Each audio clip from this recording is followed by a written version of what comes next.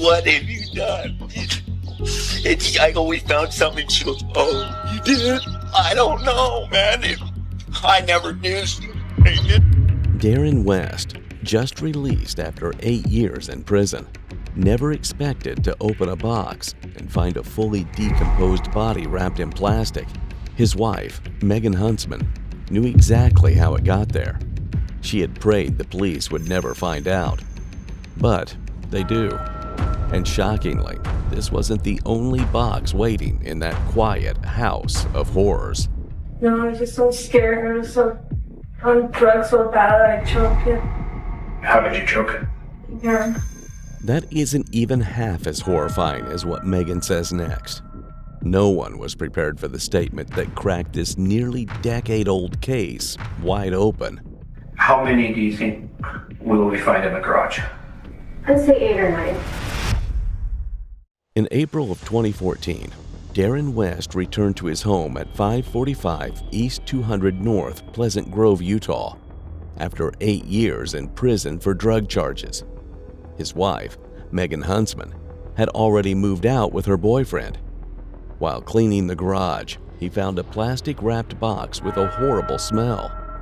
Little did he know, he had just stepped into a terrifying secret Megan had hidden for 8 years. Inside was the decaying body of a newborn. Shaking with fear, he called 911, setting this horrifying case in motion. No one was prepared for what would come next. Pleasant Grove Police. Oh, yes, ma'am. Can I have an officer come to this address? And your name? My name's Darren West. I just found something in my garage. I think it's a miscarriage. Can you be more specific? What do you mean by a miscarriage you found?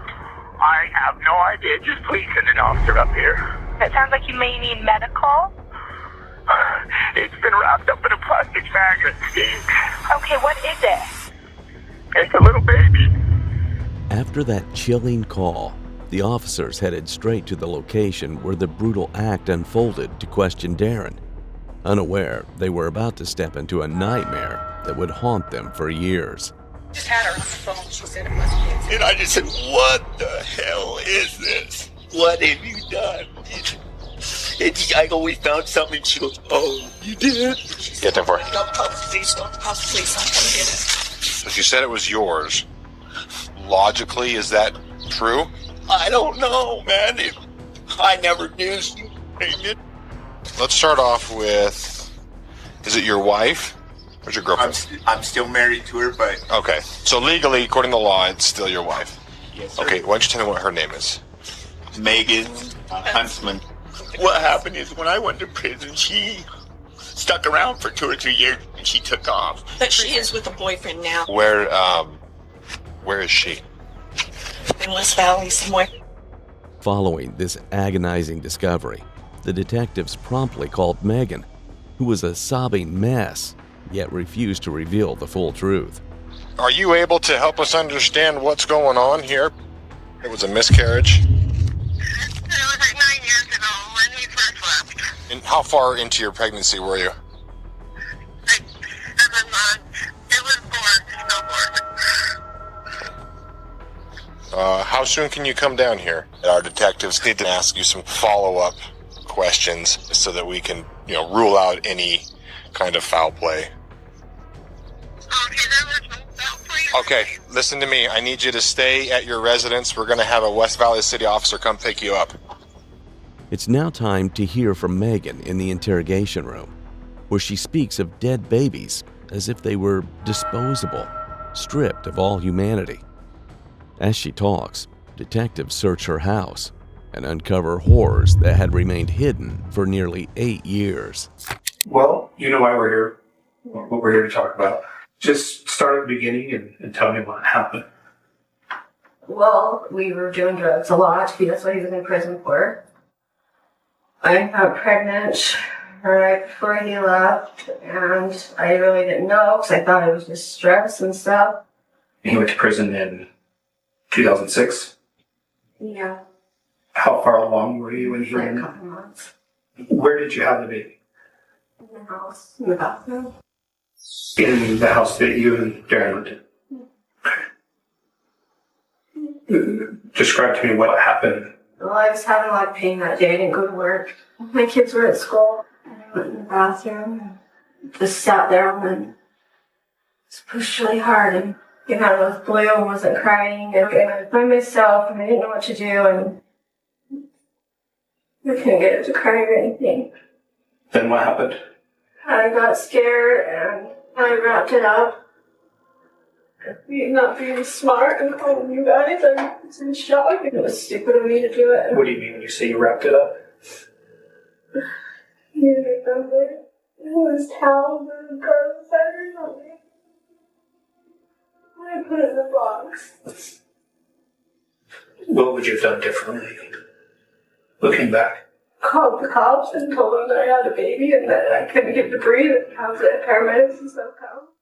The interrogation has just begun, and it's only the tip of the iceberg.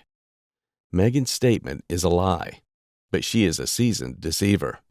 In 2005, the Drug Enforcement Administration visited her home during an unrelated investigation, yet they missed the grim secret within. More horrifying discoveries lie beneath the surface, enough to haunt even Detective Beekstrom. Within minutes, he'll corner Megan with relentless questioning, closing in on the cold truth she's fighting so hard to keep buried. You said you tried to get it to breathe. What did you do? Well, I tried just to clean his mouth out and stuff, and I couldn't get a response at all. Okay. I couldn't feel a heartbeat or anything. Okay. So you clean the baby's mouth out, try to get it to breathe, and then what? I passed out for a little bit. I think I lost a lot of blood. And then I just remember my kids got home from school and I just told them I wasn't feeling them. And then I cleaned myself up and I went and got a box. And then, as far as you know, unless someone else moved it, the baby's been in the box in the garage since that first year that Darren went to prison. Were you worried somebody else would find it when you guys were cleaning the garage? Yeah. And so what would you do to make sure that didn't happen? I just kind of slide it and sweep around, and then set stuff on it and, well, they knew that part was already clean. Did anyone else know that you were pregnant? I don't show at all. Did you tell Darren? No, I never. Okay. Had you ever had any stillborn babies prior to that? And on these miscarriages, did they all happen at home? What happened at home? Does your family have a history of these problems? A miscarriage? Yeah. My grandma had a lot. I had an aunt that had a stillborn. So there is a lot of this in your family. This is Megan's second lie. Darren went to prison in 2006, but Megan had already buried the baby found in the garage since 1996, 10 years before Darren's incarceration, and no one knows why. Now, the full extent of her crime is about to unravel. What comes next isn't easy to watch. These disturbing details serve as your warning. Proceed only if you're prepared for the unsettling truth. All right. Is there anything else that you think I should have asked you that I haven't asked you? No. Is there anything else that you want me to know? No. And we really want the right thing for this baby, proper burial and closure for you and for your family. Your husband went to prison, you're raising the kids on your own, and you're overwhelmed, and I can understand that. I mean, Darren just found out that he had another kid that he didn't know about, so. Well, it's clear that you think you should go to jail for this, that you recognize you've done something wrong. We haven't made any decisions like that. We're still just trying to put the story together at this point. And now the interrogation begins, where the nightmare comes alive. One horrifying discovery after another. While Detective Beekstrom questions Megan, officers send updates from the house. They've found another box in the garage, another dead baby. From here on, hiding the truth will be impossible for Megan. We have investigators in the house right now. They found a second baby. Will you please tell me about that? There's more things. I'm sorry. I have hit every one of them, and he had to have known I was pregnant through most of them. There's others? How many? I'm not even sure. I was on so many drugs and stuff during it all, I can't even remember. When? All through the years. If it's easier for you to remember, if we want to start after you had your first child, when you had the first miscarriage. One, right after we moved in. I can't even remember. I remember one I had in the tub. They were all stillborn. Every one of them. Were they full term? No, I don't think. Okay, so how many do you think will we find in the garage? 4. You put all 4 in the garage. Yeah. Did you keep them in the same place in the garage? What did you? Right It's there. covered. Okay, and so all 4 boxes are in the same place. Okay, well, I just want to be able to relay to the detectives what they're going to find. And so all 4 Yes. children are in the Yes. cabinet in the garage. Yes. Why didn't you call for help? I'm afraid of people know I'm pregnant. I mean, this is Utah. It's not common for people to have a lot of kids. Oh, I'm because I trying- was young. Because I was so young. Several years later, though, when this happened, I mean, you're not so young. I know. But like I said, the drugs, they mess with you. Bad. So you're telling me that because you were on drugs, you weren't making good decisions? Yeah, exactly. Does it feel better to tell the truth? Yeah. All right. Okay, just a minute. 4 dead babies. How could a mother be so cruel to her own children? Even Detective Beekstrom had to pause, struggling to process it. And yet the full horror is far from revealed. Now, this vile woman will begin confessing truths that are almost unbearable to hear. We talked about a lot. I don't know yet. We haven't made those decisions because we're doing the search warrant still. Because of the seriousness of this, they are also going to obtain a search warrant for your house in West Valley. Is there anything at that house that we need to know about before we go up there? For me, no. All that's up there is my clothes. Okay. You have the babies been in the garage the whole time? I never moved them or anything. But yeah, they've been in the garage the whole time. So Yeah. we're talking 8 years ago. Yes. I mean, you told me earlier that you put the boxes with the babies in them in the cabinet. Yeah. Did you ever take them out of that cabinet? No. I imagine in the last 9 years, stuff's been in and out of the I carpet. didn't think so because I was just there a month or so ago getting my bed and stuff out of there and I seen it sitting there. Right. And so did anyone in the world know that that baby was in the garage? So, Well, they're saying one of the boxes was on a stack of shelves next to the cabinet. Why would it be there? unless I moved it or something, but it's not thinking. Do you know when that might have been? Before I left, I did. I mean, I haven't been in that house. Only once since I moved out. I want to make sure that there's no more weight on your shoulders. Okay. When you have these babies, Yes. you said after they were born and they were blue and you try to get them to breathe, what would you do to try to get them to breathe? Sometimes I was so scared, I don't know. I don't know, I'm sorry. Sorry, you like shake them, sorry. Mhm. Like that. Did you have like the suction cup they used to clean out their mouths? No, I just use my finger and stuff. You described you had the one in the tub, that you'd fill the tub and had. Yeah, I can't. Yeah. Was that baby alive when it was born? I think it was. For a short time. What happened? Well, you'd think if I had a baby in the house, I'd just cry, so it would, Mm-hmm. Well, you say you think it was for a short time. What Yeah. was it moving? Did it start to breathe? No, it wasn't breathing. I could see a little heartbeat and then it stopped. Okay. For about how long? Not very long. The one on the bed when it was born. Do you think it might have been alive? for a short time as well. Am I up? What we need is the truth. Became one of them. Which one? Can't remember. No, I was just so scared. I was so on drugs so bad I choked it. How did you choke it? Yeah. Do you think all 4 of these babies were alive when they were born? I'm pretty sure one of them wasn't.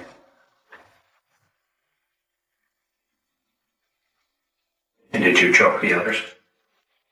Yes, I did. And you put them in a towel, put them in garbage bags, and then put them in a box and put it in the garage. Yes.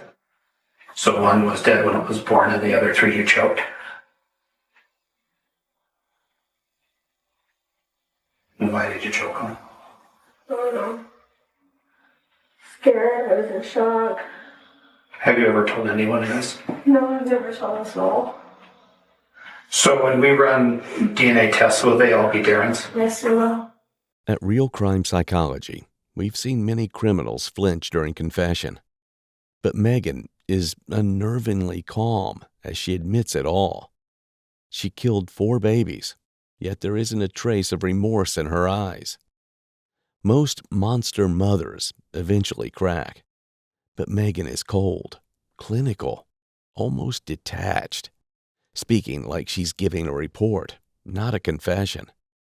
Her flat effect, lack of empathy, and surgical precision hint at a mind built on control rather than conscience. What comes next will push the room past its breaking point.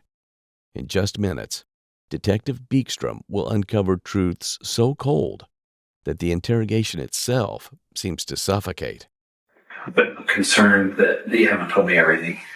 How many do you think there possibly could be? Honestly, I don't know how many. 4 I can think of, but I don't. Okay. They are up to 5. And so now that there's 5, are you still only certain that one of them was dead when it was born? And so the other 4 were alive? There could be more. Like I said, I can't remember a damn thing. How many do you think there would be?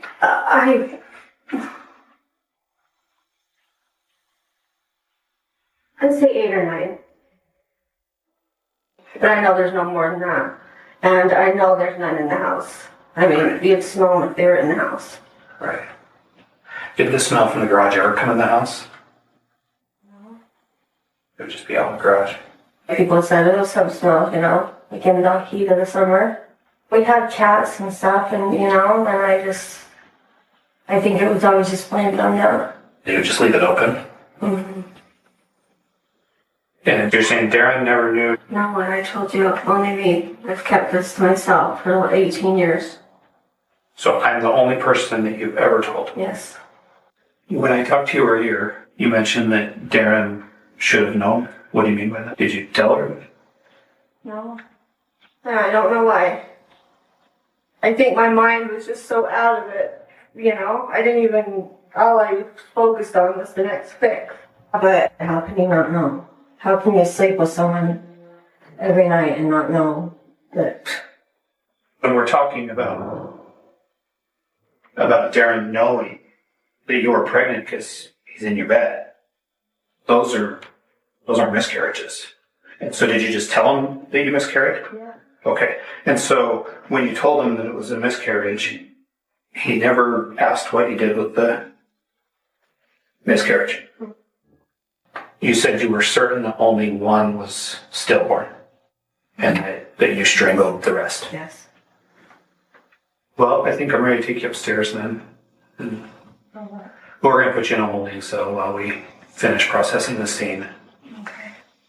Over a decade, from 1996 to 2006, she secretly gave birth at home in Pleasant Grove, Utah, suffocating or strangling 6 of her newborns shortly after birth.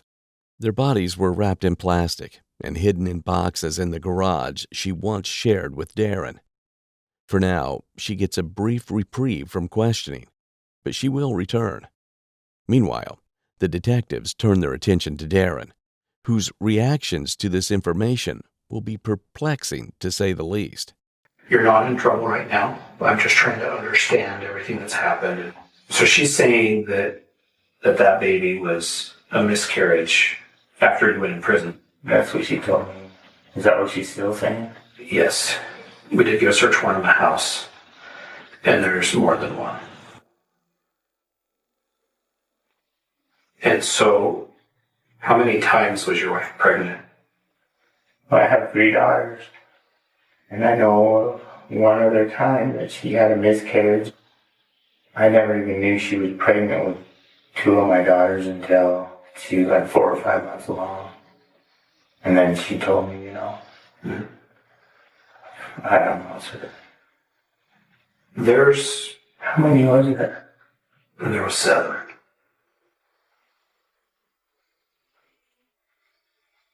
You were kidding me. I'm not. She said that the first one was shortly after you moved into the house. Oh my God.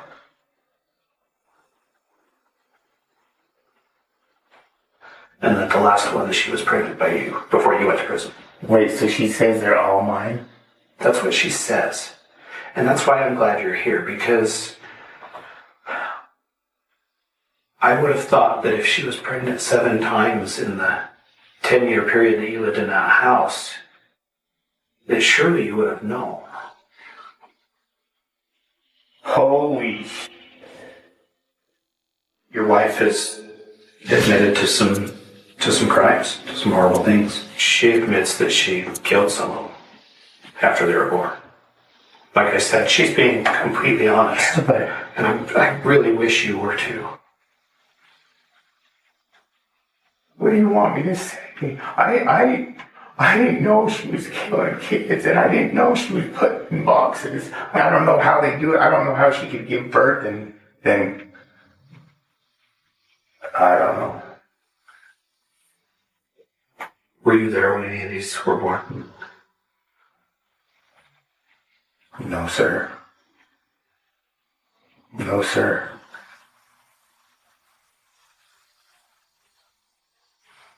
I swear. What we want to do is we want to do what's right. We want to have closure for these children. We want to have closure for your kids that are alive. For these babies' grandparents. I mean, these babies were in a garage for years. I never knew that, though. I never knew that. From all appearances, Darren's reactions were genuine, filled with shock and betrayal. Meanwhile, the police completed a thorough search of the house and called Megan in for one final round of questioning, just a few weeks after the initial interrogation. What they uncovered, and what Megan revealed next, is a chilling story that has haunted America for over a decade now. We've done more unwrapping of what was in the boxes, and we wanted to just talk to you more about some of the stuff we found. So I know you've already told me that you didn't put anything in there that you remember, but I just wondered if, over the last couple of days, if you've thought of more or if you remembered anything else. No, I haven't. All right. Nothing at all? Okay.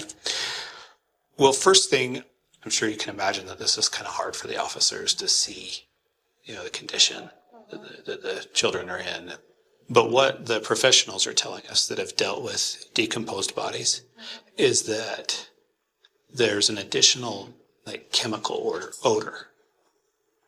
Did you add anything to the bags? Did you put anything in there that would generate a stronger?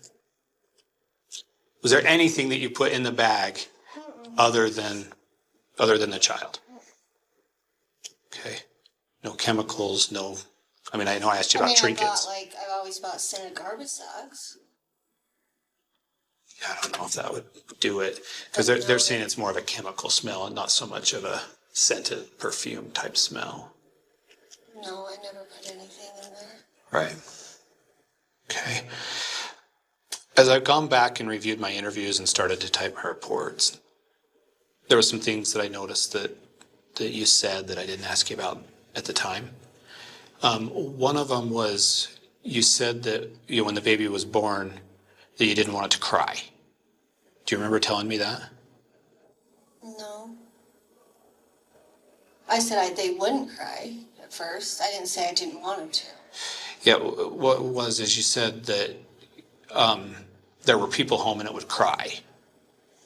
And I didn't know if you were referring to people who were renting the basement, or if Darren was home, or something else. It could have been either or. Okay. You said that you delivered all of these babies except one when no one else was home.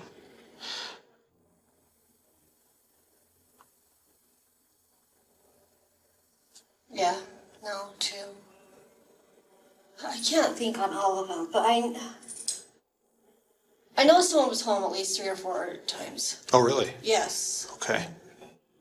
So you are remembering more. Yeah, I know 3 or 4 times someone was home. Okay.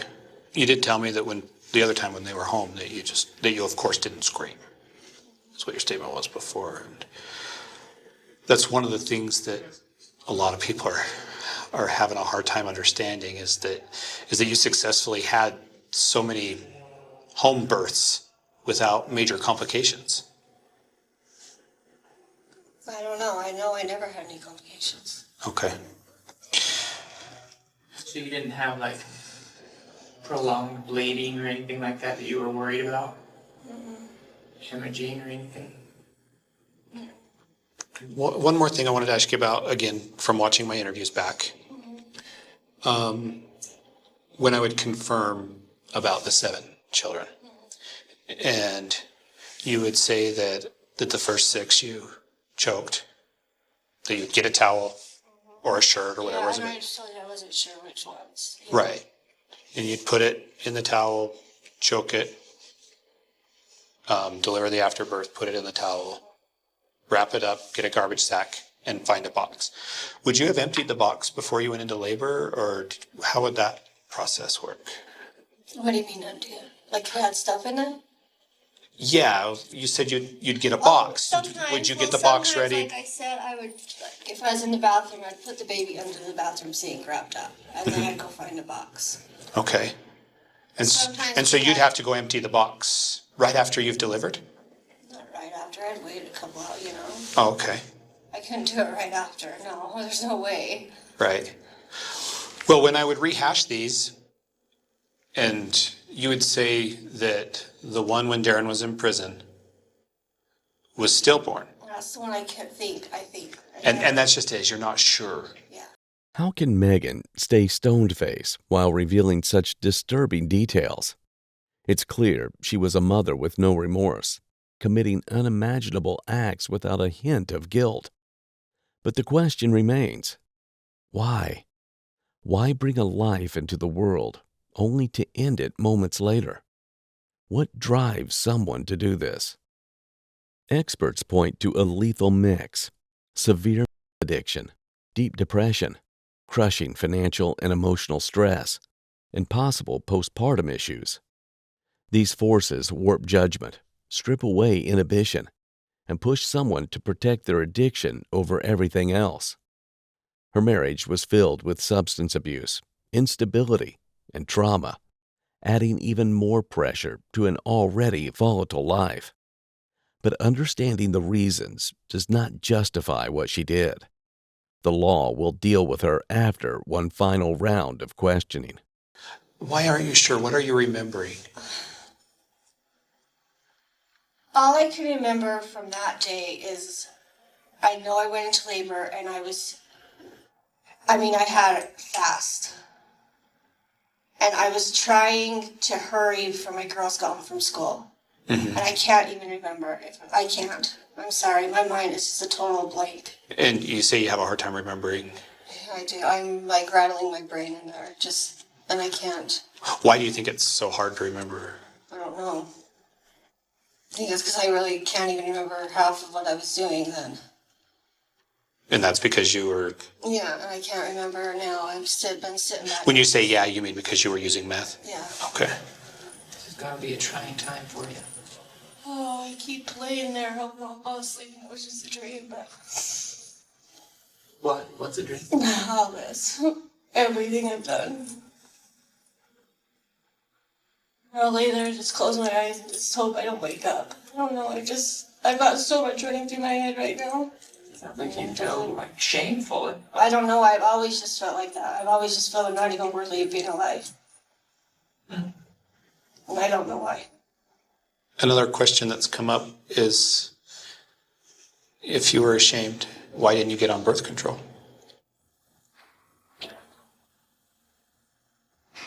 Did you think about it? But I know I was on it for a little bit. It made me sick like the first time I took it, and so I just stopped taking it, and I never even thought of it again. I know, people out there are probably just wanting to kill me right now, huh? I wouldn't say that. They're looking for answers. They want to understand why